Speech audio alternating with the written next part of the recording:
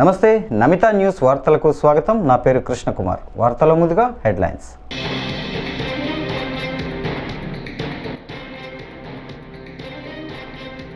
జాతీయ చేనేత దినోత్సవం సందర్భంగా విజయవాడలో జరిగిన కార్యక్రమంలో పాల్గొన్న ముఖ్యమంత్రి నారా చంద్రబాబు నాయుడు.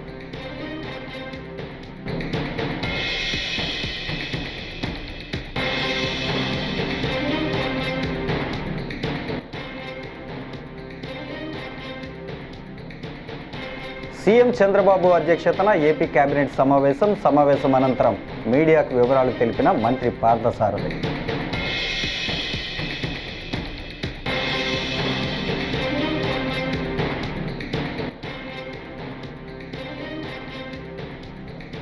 ఉమ్మడి విశాఖ జిల్లాకు చెందిన స్థానిక సంస్థల ప్రజాప్రతినిధులతో వైఎస్ జగన్మోహన్ రెడ్డి వరుస సమావేశాలు.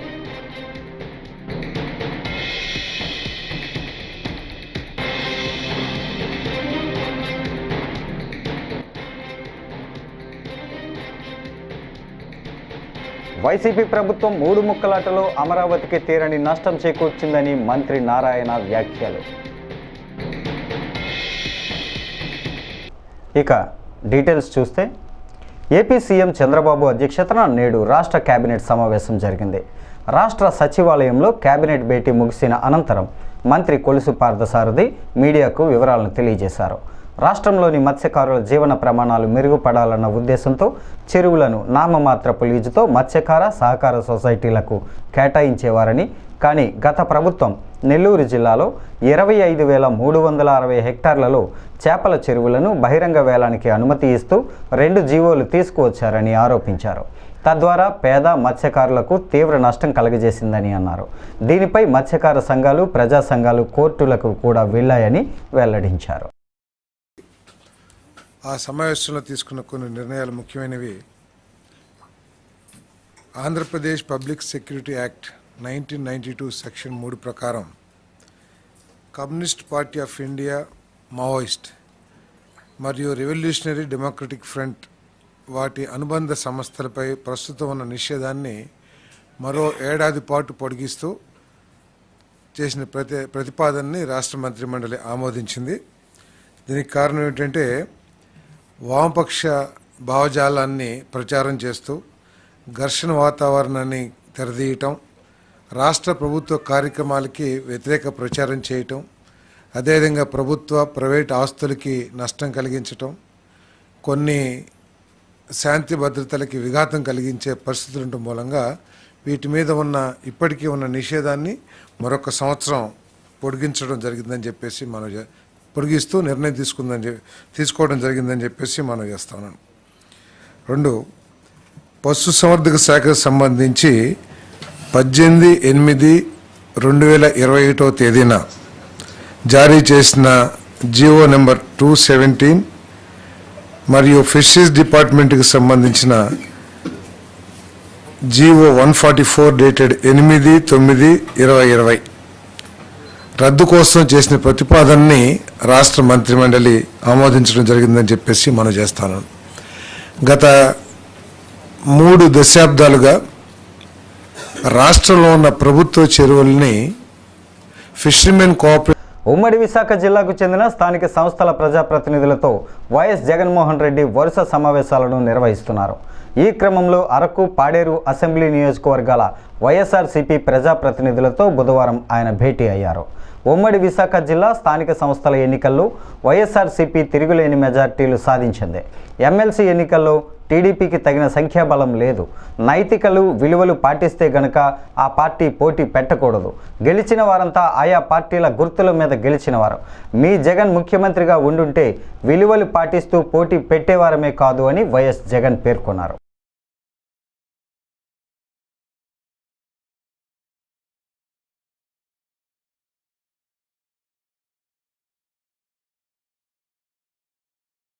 పాడేరు నియోజకవర్గం నుంచి మన పార్టీ తరఫున ఎన్నిక కాబడ్డ జెడ్పీటీసీలు, ఎంపీటీసీలు అందరూ కూడా ఈరోజు అందరం కూడా ఇక్కడ కలవడం జరుగుతూ ఉంది. దాదాపుగా 85 చోట్ల పాడేరు నియోజకవర్గంలో ఈ ఎన్నిక జరిగితే మన పార్టీ తరపు నుంచి 57 స్థానాలు మనం గెలిచాం.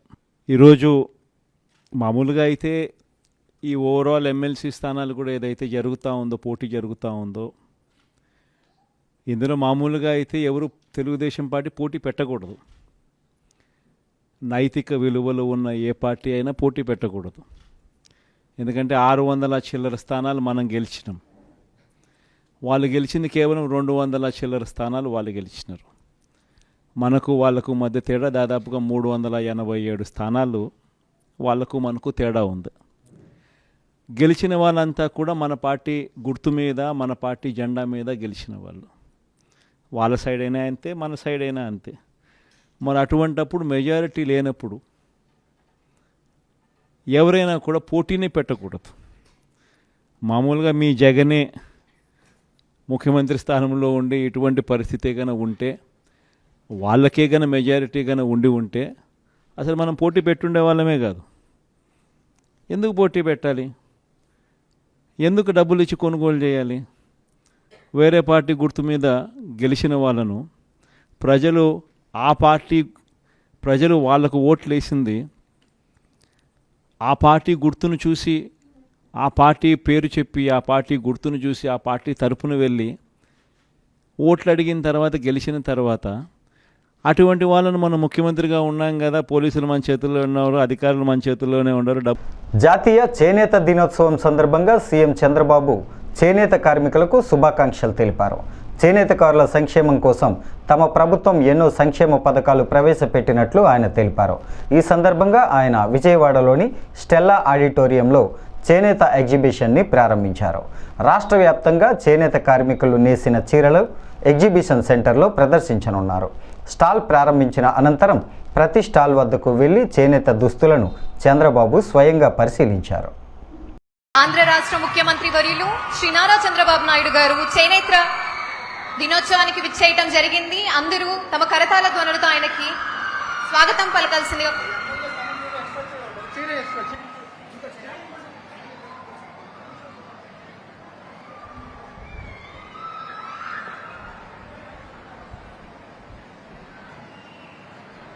మేడం, ఎమ్మెల్యే పెనమలూరు పేరేంటి?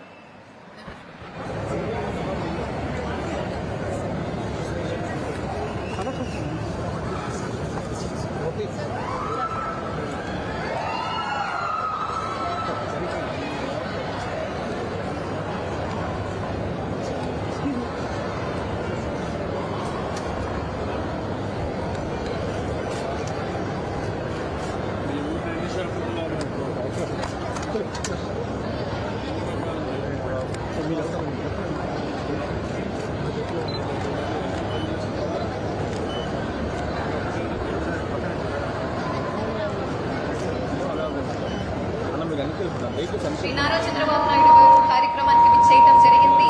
సార్, ఇప్పుడు ఓడిఓపీ స్టాల్స్ ని విజిట్. ఆంధ్ర రాష్ట్ర ముఖ్యమంత్రి వర్యులు శ్రీ నారా చంద్రబాబు నాయుడు గారు చేనేత దినోత్సవానికి విచ్చేయటం జరిగింది. అందరూ తమ కరతాళ ధ్వనులతో ఆయనకి స్వాగతం పలకాల్సిందిగా.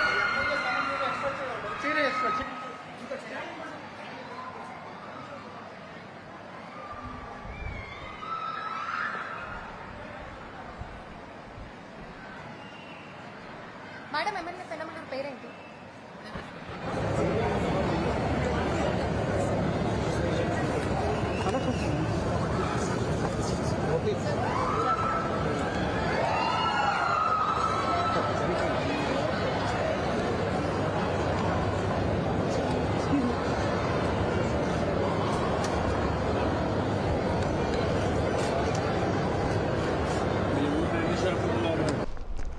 రాజధాని అమరావతిలో జంగిల్ క్లియరెన్స్ పనులు ప్రారంభమయ్యాయి. బుధవారం ఉదయం మున్సిపల్ పట్టణాభివృద్ధి శాఖ మంత్రి నారాయణ పూజ చేసి మరీ జంగిల్ క్లియరెన్స్ పనులను స్వయంగా మొదలుపెట్టారు. దీంతో వాటిని శుభ్రం చేసే పనులు ఈ రోజు నుంచే మొదలయ్యాయి. మొత్తం 58,000 ఎకరాల్లో ఉన్న తుమ్మ చెట్లు, ముళ్ళ కంపలను నెల రోజుల్లోగా తొలగించేలా ప్రభుత్వం ఏర్పాట్లు చేసింది. దీని ద్వారా భూములు కేటాయించిన వారికి తమ స్థలంపై అవగాహన వస్తుందని మంత్రి నారాయణ తెలిపారు. రాజధానిలో ప్రభుత్వ కాంప్లెక్స్ నిర్మాణాలు జరిపే చోట ఎల్పిఎస్ ఇన్ఫ్రా జోన్లు, ట్రంక్ ఇన్ఫ్రా ప్రాంతాల్లో దట్టంగా అడవిలా పెరిగిపోయిన చెట్లను, ముళ్ళ కంపలను తొలగించనున్నారు. ఇచ్చాం, అంటే స్టడీ చేసి రిపోర్ట్ ఇవ్వమని. ఈ రిపోర్ట్లు వచ్చిన తర్వాత దాని మీద ముందుకు పోతుంది. Okay, thank you. గవర్నమెంట్ వచ్చి కొద్ది రోజులు 2 నెలలు కూడా పూర్తి కాల, మొత్తం స్టడీ జరుగుతుంది. మరొక 2 నెలలు స్టడీ జరుగుతుంది. ఎందుకంటే గ్రీన్ది అయితే ఇప్పటికప్పుడు టెండర్లు పిచ్చేయచ్చు. ఒకసారి కొంత వర్క్ చేసి కొన్ని 90%, 80%, 40% వర్క్ రకరకాలుగా ఉన్నాయి కాబట్టి వీటికి కమిటీలు వేసాం అనేది డిపార్ట్మెంట్ వాళ్ళు. కొంతమంది రైతులు వాళ్ళు కూడా యాక్చువల్గా ఎవరైతే వస్తున్నారో ముందుకి మిషన్ నుండి వాళ్ళందరూ కూడా ఇస్తామన్నారు. వాళ్ళు ఇచ్చి వర్క్ చేయించుకుంటారు. చేయాల్సి వస్తుంది. 24,000 ఎకరాలు దాని తగ్గట్టుగా టెండర్ ఇచ్చారు. 1 మంత్లో దీన్ని కంప్లీట్ చేయడం జరుగుతుంది. రోడ్లు కావచ్చు, ప్రభుత్వ ఆఫీసులు కావచ్చు, ల్యాండ్ పుల్లింగ్ తీసుకున్న 34,000 ఎకరాలు కావచ్చు. దీంట్లో అంటే వాళ్ళు డ్రోన్ ద్వారా మొత్తం తీసుకున్నారు స్టడీ. డ్రోన్ ద్వారా మన ఈ ప్రభుత్వాన్ని, తెలుగుదేశం ప్రభుత్వాన్ని నమ్ముకొని ల్యాండ్ ఇచ్చారో, ఏ ఉద్దేశంతో ఇచ్చారో, ఇక్కడ మంచి రాజధాని రావాలని, వాళ్ళ భూములకు కూడా విలువ రావాలని, ఖచ్చితంగా అది వచ్చే విధంగా ఖచ్చితంగా చేస్తామని రైతు సోదరులందరూ తెలియజేస్తాం. ప్రజలకు ఏదైతే పెన్షన్ అప్పుడు ఇచ్చామో వాళ్ళది కూడా 5 సంవత్సరాలు ఎక్స్టెండ్ చేయమంటే ముఖ్యమంత్రి గారు మన అథారిటీ మీటింగ్లో అది ఎక్స్టెండ్ చేయమని యాక్చువల్గా ఇన్స్ట్రక్షన్ ఇవ్వడం జరిగింది. ఈ విధంగా ఏ రైతులైతే ఉద్దేశంతో ఇచ్చారో ఆ ఉద్దేశం నెరవేరుండేది. కౌలు కూడా సరిగా ఇవ్వలేదు కాబట్టి మరొక 5 సంవత్సరాలు ఎక్స్టెండ్ చేయమన్నారు. అదేవిధంగా పెన్షన్స్ ఏదైతే ఉన్నాయో వాళ్ళకు కూడా, అంటే కూలీ రైతులు, అమరావతిలో కూలీ రైతులు, కౌలు రైతులు ఎవరైతే ఉన్నారో వాళ్ళు టైం ఎక్స్టెండ్ చేయమని ఎమ్మెల్యే గారు రిక్వెస్ట్ చేశారు వాళ్ళ తరఫున. మన మధ్య యాక్చువల్గా కౌలు రైతులు దాని మీద స్టడీ చేయడానికి ఐఐటి హైదరాబాదు, ఐఐటి చెన్నై ఇద్దరికి ఇచ్చాం. వాళ్ళకు కూడా 1 మంత్ టైం ఇచ్చాము. వాళ్ళు మొన్న వచ్చి స్టడీ చేశారు. ప్రైమరీ రిపోర్ట్ త్వరలో ఇస్తారు. ఇచ్చిన తర్వాత దాని మీద కొన్ని మళ్ళీ ఇంకా టెస్టులు చేయాలన్నారు. అది చేసిన తర్వాత దాన్ని బట్టి యాక్చువల్గా ముందుకు పోవడం. సచివాలయంలో ఏపీ హోంమంత్రి వంగలపూడి అనితను వైఎస్ వివేకానందరెడ్డి కుమార్తె డాక్టర్ సునీతారెడ్డి మర్యాదపూర్వకంగా కలిశారు. వైఎస్ వివేక హత్య తదనంతర పరిణామాలను హోంమంత్రి దృష్టికి సునీత తీసుకొచ్చారు. జగన్ ప్రభుత్వంలో తన తండ్రి హత్య కేసులో జరిగిన అన్యాయం గురించి అనితకు ఆమె వివరించారు. కేసును పక్కదారి పట్టించేందుకు విశ్వ ప్రయత్నం చేశారని చెప్పారు. వైసీపీ హయాంలో హంతకులకు స్థానిక పోలీసులు అండగా నిలిచారని ఆమె హోంమంత్రి ఎదుట ఆవేదన వ్యక్తం చేశారు. తాను చేస్తున్న న్యాయ పోరాటానికి సహకరించాలని కోరారు.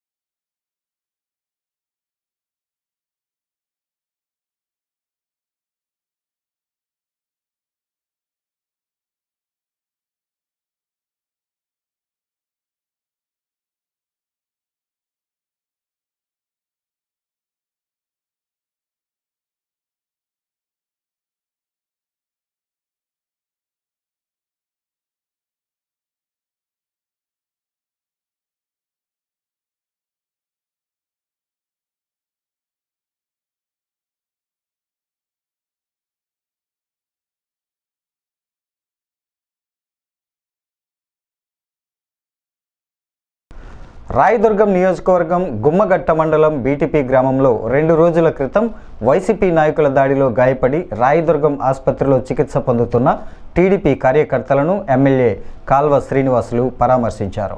టీడీపీ కార్యకర్తలపై దాడి జరిగితే పోలీసులు ఏకపక్షంగా వారిపైనే కేసు పెట్టడం సిగ్గుచేటన్నారు. టీడీపీ ప్రభుత్వంలో కార్యకర్తలను కాపాడుకోలేకపోవడం బాధాకరమని అన్నారు.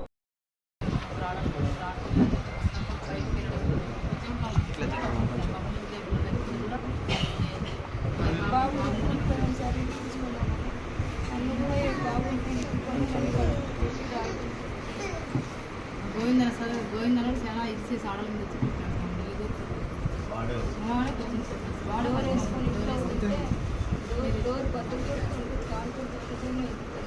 కేసులకి మీరు పట్టేది మమ్మల్ని ఏం చేయలేము. కేసులు కోర్టులు రాజకీయంలో చూసాను అన్న కేసు నాకు ఏం నాకు చేయలేము.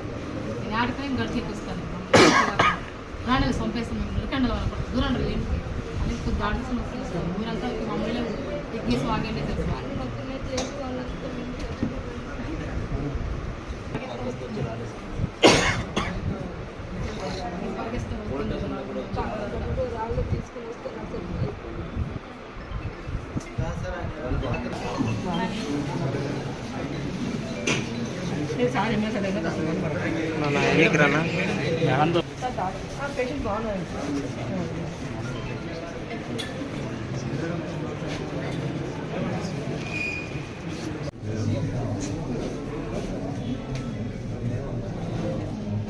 రాష్ట్రంలో ప్రజల దీవెనలతో చంద్రబాబు నాయుడు గారి నాయకత్వంలో ప్రజాప్రభుత్వం ఏర్పాటై 2 నెలలు గడిచినా ఇంకా పల్లెల్లో కొంతమంది అహంకార వైసీపీ నాయకుల ధోరణి మారకపోవడం దురదృష్టకరం. మొన్న సాయంత్రం గుమ్మగట్ట మండలం బీటీపీ గ్రామంలో వైసీపీ నాయకుడు గోవింద్ అనే వ్యక్తి మా ఐటీడీపీ ప్రతినిధి రవిచంద్ర ఇంటిపైన దాడి చేసి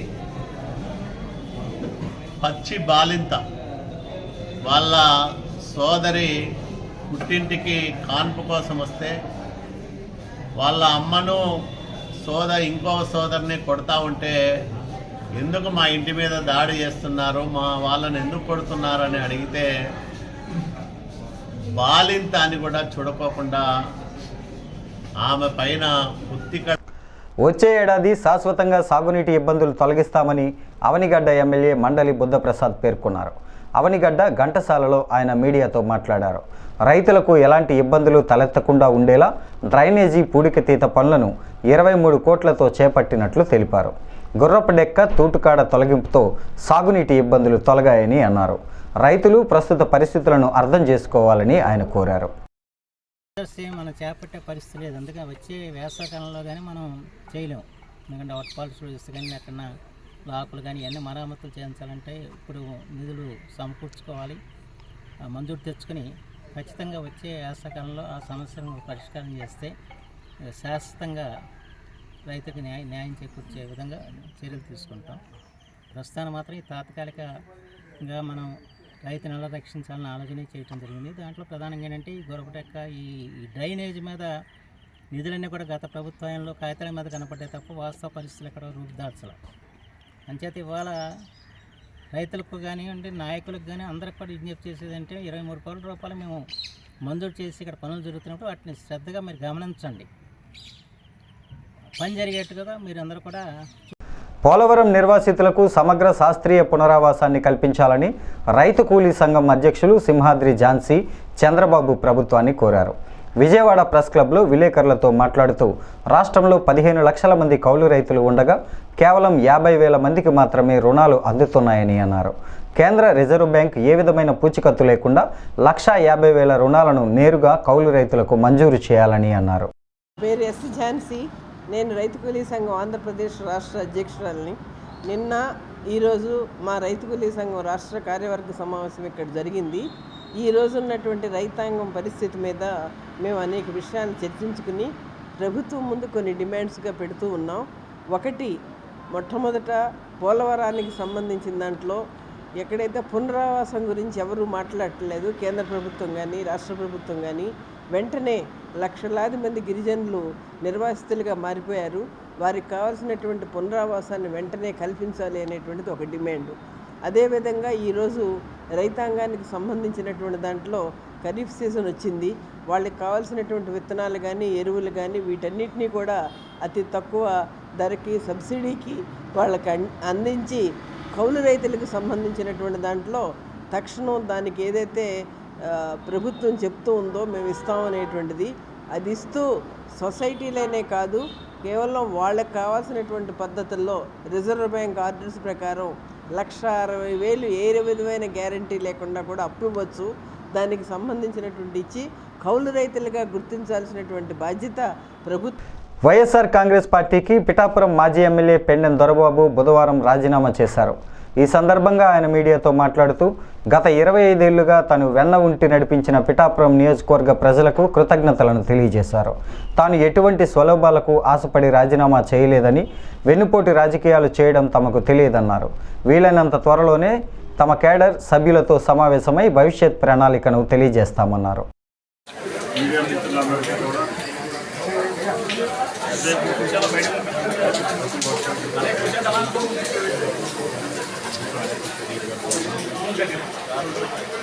అలాగే ఈరోజు మీ అందరినీ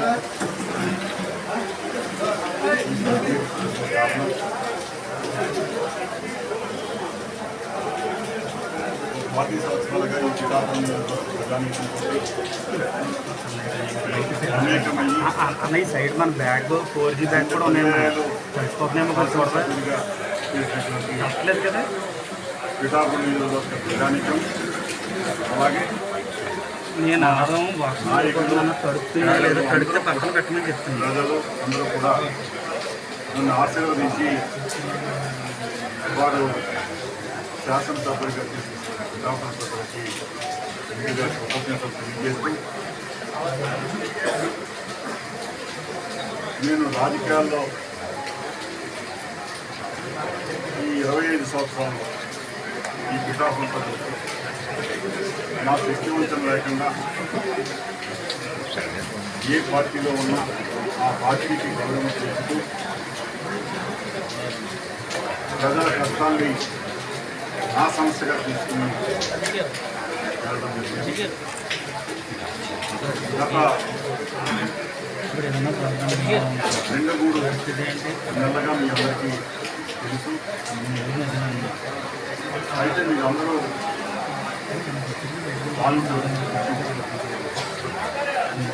నాకు రాజకీయాల్లో పనిచేసే తత్వమే తప్పించి ఏ పార్టీకి ఉంటే ఆ పార్టీకి గౌరవం పెంచే విధంగా ఆ పార్టీని పెంచే విధంగా వాటిని పనిచేయడం తప్పించి అన్నపోటు రాజకీయాలు కానీ ఇటువంటి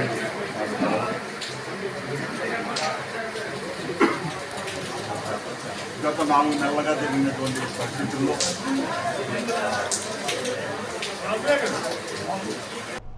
అద్దంకి మండలంలో విద్యుత్ ట్రాన్స్ఫార్మర్లలో రాగి తీగలు చోరీకి పాల్పడిన దొంగలను అరెస్టు చేసినట్లు సిఐ కృష్ణయ్య సాయంత్రం మీడియా సమావేశం ద్వారా తెలియజేశారు.